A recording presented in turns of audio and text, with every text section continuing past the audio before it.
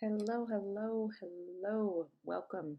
This is the Nobody Asked Your Opinion podcast. I am your host, Siobhan McGriff. And tonight, what are we going to be talking about? I am going to talk about AI stole my job. Ooh. It didn't steal my job, but I thought it would be a good topic. I actually do a podcast with my daughter. Well, I try to do a podcast with my daughter, who's going to be 17. It's called Does My Daughter Have a Point podcast, and we actually talked about this on one of our episodes, and um, we had a good banter going back and forth for it. But I thought I would talk about it singular for myself, because you have. I saw an article in the news that said a woman in India who's a computer engineer or some such, uh, where a lot of obviously a lot of American jobs went to other countries. That she lost her job to AI, which is that is eye opening. That is eye opening. Why are we why are we utilizing AI? Well, you know what? Honestly, I understand it. I understand it. I I run my own business, and I have been a manager of businesses.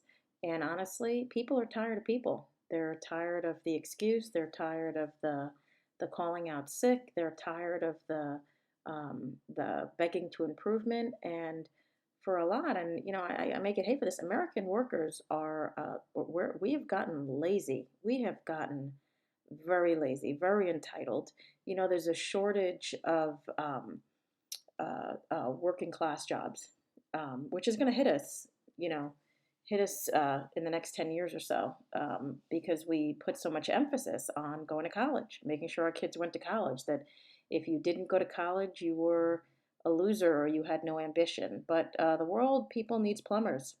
The world needs electricians. The world needs HVAC people. The world needs roofers. The world needs people who can lay tile. We have all this demand for new housing, and we have a shortage of people who can actually build it. When I was younger, being a plumber, you had to buy an apprenticeship, and people would save up for it. They'd work another job so they could buy an apprenticeship to purchase a plumbing business. Um, and some of them were, 150, $250,000 to buy into a plumber's business. Being a plumber is a good job. There's no embarrassment. If my kid was a plumber, not only would I be proud, I would be relieved. I don't mean that the way it sounds, but I would be I would be relieved. You're set. You're good. We have. I'm titling this "AI Stole My Job" because AI, and I use it. I use it um, in my work, in my life, and it is transforming. It truly is. It is. I see it, and as someone who tries to utilize people as little as possible, um, yeah, I love it. I get it. But AI cannot cannot change piping in my toilet. AI cannot, at least not yet. It cannot fix my AC unit. It cannot build a house. And so, the people who are concerned about AI taking their jobs, these are jobs um, that are usually office clerical work, or hell, what is it? The AI is writing movie scripts now. Um, Things that can be tasked to something like a machine, um, are that's what's happening. And when you look at those people, those are the people that are taking the biggest chunk of the economy. Those are some of the movie writers. What they're on, the actors are on strike right now because they're saying they're not getting paid enough from residuals and everything. And you know what Hollywood said? Okay, we're gonna AI you. They're already making uh, like faux people. Like there is like one of the there's an Instagram follower, and I apologize, I didn't look before I started this. This she looked. I would have thought this was a real person, but it's completely artificial intelligence generated, completely false. And looks just like a person. I mean, it is crazy what they can do. And for for me, again, a if you have a job that requires you to actually do, then I think you're going to be safe. I think, again, as parents, we should be encouraging our kids to do more what we consider blue collar and stop having college is the only way. College is not the only way. College is not the only way, and particularly now. I definitely I demanded and wanted my daughter to go to college up until I'd say the past 2 or 3 years, and since the pandemic and just what you're seeing coming out of college, they're coming out in debt. They're coming out without jobs. You got these kids who went $200,000 in debt applying for minimum wage jobs, or they're doing service industry, and I see that a lot. I see that a lot. They're doing service industry, and then they're but what they're told, funny story. I was in a restaurant in Orlando last weekend, and I was sitting at the bar, and the bartender, great bartender actually, young girl, and someone she knew came into the restaurant, and she recognized her. I guess they'd worked at another establishment together. And the bartender said, "Hey, how's it going? How you doing?" And this girl responded. She was in scrubs, so she looked like she was working at like a nursing facility or something like that. And so she tells her, and the bartender replies, "Oh, you got a big girl job." And then she says, "You got a real job." And the girl's like, "Oh yeah, yeah, yeah." And then the funniest part about this, the girl goes, "Oh yeah, yeah, yeah. I just couldn't do it. I hate the service industry. I hated slinging drinks." And the bartender's like, "Oh, I completely get it." And she says, "How's the money?" And the girl's like, "Oh, well, I make like a quarter of what I made before as a bartender." She's like, "In fact, I think I have to pick up a second job."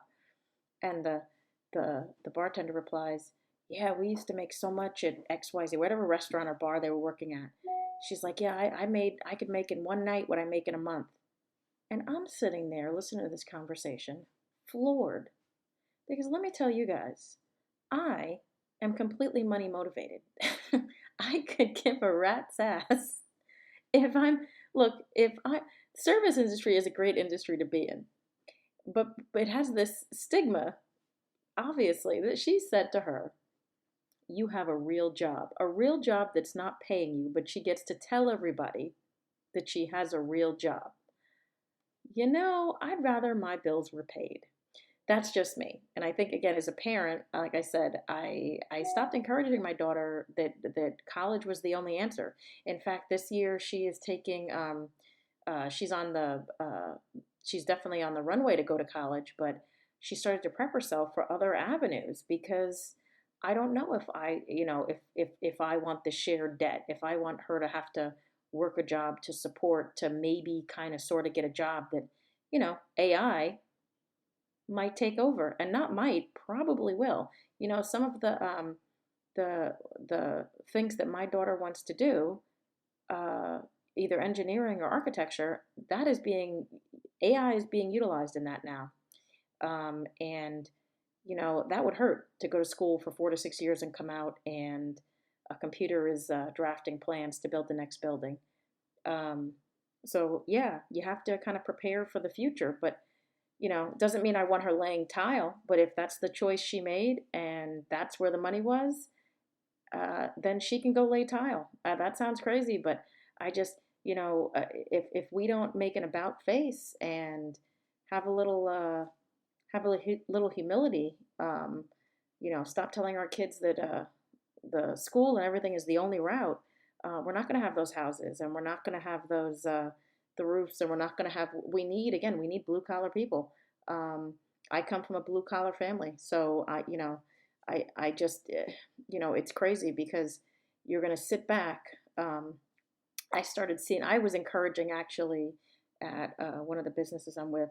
I was encouraging years ago. I love automation, so for me, AI is always going to be the answer. I love anything you can take the people aspect out of it, because a computer's not going to give me an excuse. A computer's not going to tell me their kid's sick. A computer's not going to tell me they didn't take the course I needed them to take. A computer's not going to tell me the 15 reasons why they're late for work, or why they're they're they're doing what they're doing, or my personal life. Computer does not do that.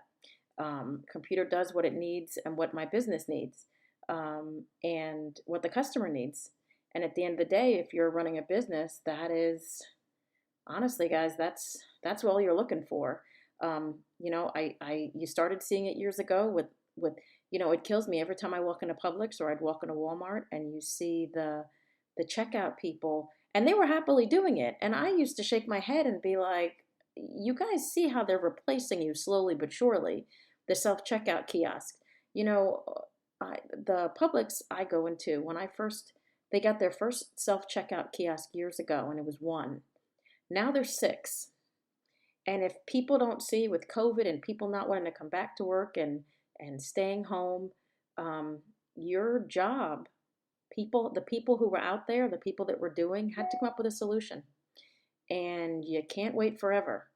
So AI was the solution. You go to Vegas, and there's a robot bartender. Hell, one of the what is it? One of the Royal Caribbean ships has the automated bartender. Um, and we have robots, we have AI doing surgery now. It'll start eating into medicine as well. You're gonna have we have nursing shortages. We have the complaint of not enough staffing. Well, somewhere there was someone who said, okay, let's take the human component out of it. I'd have to wonder what's going to happen on the other side.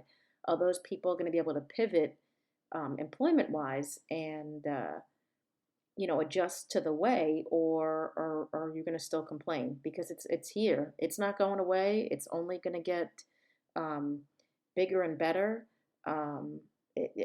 Crazy, crazy times we're in. But if you don't, again, people just got tired of people. And whether you're a business owner, whether you're an employee, whether you're a coworker, I mean, you get tired of the excuses, and you at some point it has to get done. And you know I have to ask, what are your ideas, what are your thoughts on AI at home? Are you scared of it? Are you using it yourself in your field? Are you looking at it um, as a as a component for the future? Or are you looking at it as something that it is coming from the past, Terminator style, to take your job?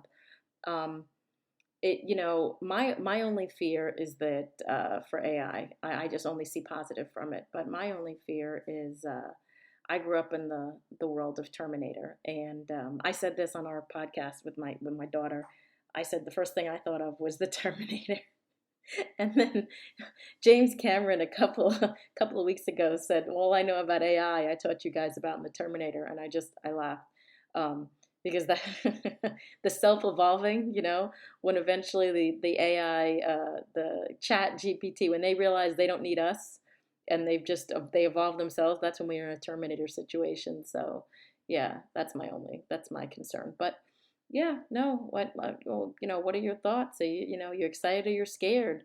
Um, and those that are scared, I think you're scared because, hey man, it's coming for you. And maybe you figure out another avenue of employment, or or learn to kind of roll with the punches. We all gotta, as a society, we're like ants. We have to all have a reason and a want to get up and build and do what we have to do. We all have a niche, and unfortunately, some of us don't want to do, and so now this is where we are. So again, I think it's exciting. I know I use it for myself, and if you have used it for yourself, I'd love to know what you think about it. I turn mine on for auto response for texts at night when I'm done. I don't want to talk to anybody, and it auto generates a response. So if you're at home, if you don't reference, I apologize if you got a crazy ass text message. That probably wasn't me. But I don't want to talk to anybody, and the do not disturb, some people find rude, but they don't get mad about the AI. They don't realize it's on. But yeah, so let me know your thoughts. And as always, I thank you guys for listening in. Have a good night. Bye bye.